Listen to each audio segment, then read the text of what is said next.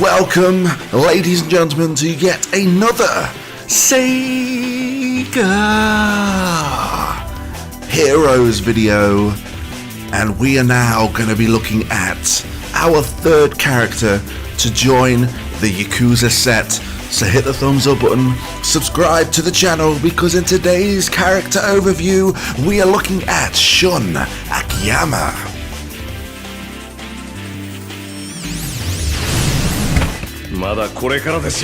Now, as always with these character overviews, before we head on over to his in-game statistics in Sega Heroes, we are going to have a brief history of Akiyama.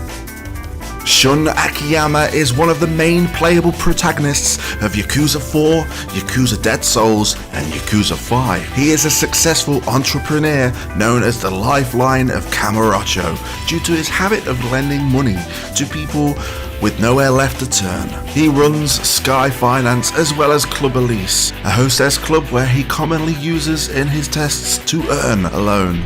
Akiyama is shown to be a slacker, yet a kind person. Like Kiryu, Akiyama is always ready to help people in need, commonly putting the city's residents' needs over his own. Despite his occupation as a loan shark, he selectively lends out his money free of interest and collateral.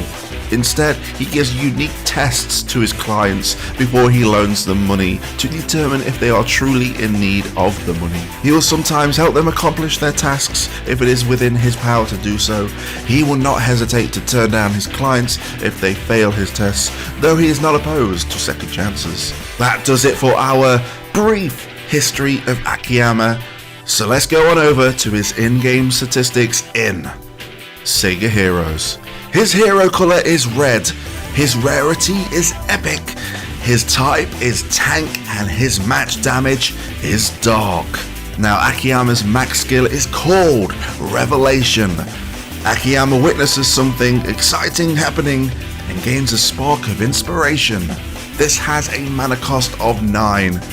Akiyama gains growth and taunt for 5 turns, and the percentage of growth starts off at a base stat of 8%, increasing to 96% at max level. And for those who don't know what growth and taunt are, growth simply increases your attack, and taunt makes sure that the enemy will only be hitting you unless they are doing any sort of AoE attack. And Revelation will also create a red superstar tile. So, Revelation, Shun Akiyama. He is a tank, he has no damage here, but he is increasing his damage, and I don't really think growth is really going to play a part of Shun Akiyama in the long run, but it's there and it can increase to a whopping 98% if you decide to max out Revelation. But the most important thing here is the low mana cost of 9 and the taunt for 5 turns. That's what you want from a tank. You want to get it nice and easy, so 9 mana, taunt for 5 turns, and if you're interested, the growth is there also. But not only that, it will be creating a red superstar tile, not just a star tile, but a superstar tile, and this is pretty important as we go over his passive and his star skill. So without further ado, let's move on over to his star skill, which is Heel Hatchet. Akiyama lands a powerful and sharp axe kick. Now to get this to trigger, you need to match a red star tile or a red superstar tile. This will deal dark damage to the target, of which will increase as you level up Heel Hatchet, and this will also inflict gloom to the target for a total of 4 turns. And for those that didn't know what gloom does, gloom will deal dark damage over time to the enemy it is inflicted on. So, Heel Hatchet, you should be triggering this just as often as you are triggering the max skill. This is his damage attack, even though he is going to be weaker in the DPS department, the attack is there, and probably the main important thing you're going to be getting from this is gloom, especially if you are rocking a darkness team or someone that can inflict a darkness debuff, i.e. I don't know, Kiryu, If we were looking at a more recent character, this damage will increase obviously when it is inflicted, as well as the darkness. But apart from that, it just does what it does. I can't say that it's amazing, but I can't say it's bad. It's got an attack that does some damage and does a damage over time. You can't go wrong with that. You should be inflicting this just as much as the max skill, because the max skill creates that red superstar tile, and that's all I've got to say about that. So let's move on to his passive, Speed Star. Akiyama toys with his enemies, making excellent use of his agility and flashy footwork. Now, Akiyama's superstar tiles do not explode. Instead, the 4 surrounding corner tiles become star tiles, and Akiyama's bonus dodge rating will increase for each colour of friendly star tile on the board. So we have a unique passive here, and it can be very beneficial for him as a tank.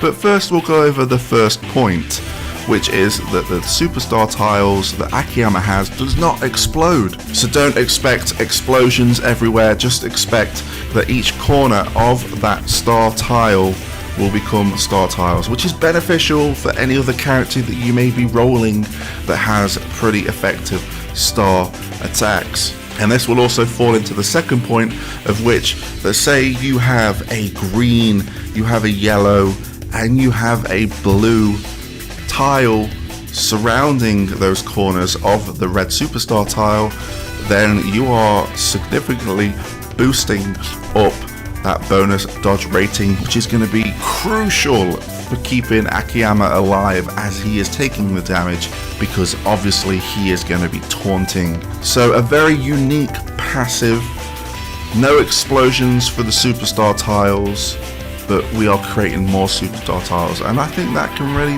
be beneficial in a team that rolls star skilled based attacks. So we will move on over to a potential team that we could use with Akiyama. Now, it's always natural that when a character comes out with a set, that the previous characters of that set usually match pretty well. In this case, I'm not so sure, because he is a tank. He's got quite a battle with Largo, but we're ignoring Largo for just now.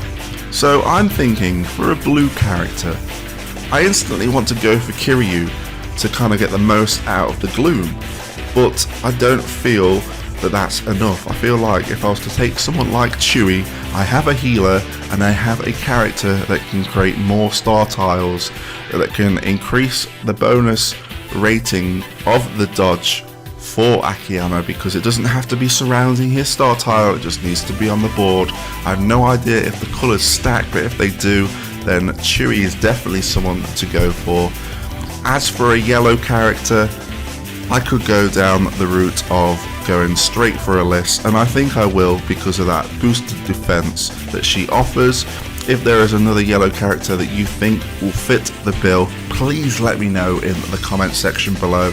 But a green character to top this all off, I think I would probably go with either Hotsuma, because of the darkness debuff that he offers and the strong attack that he does, or maybe Axel from Crazy Taxi to increase the mana of your overall party pretty easily, and it would really fit into this team.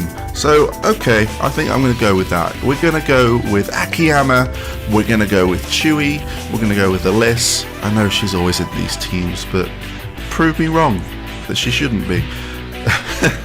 But we have Alice and we have Axel from Crazy Taxi. If you guys have a team suggestion to enhance Akiyama to his full potential, let me know in the comment section below. And also let me know, is Akiyama a yay or is he a nay? It's nice to see an epic character.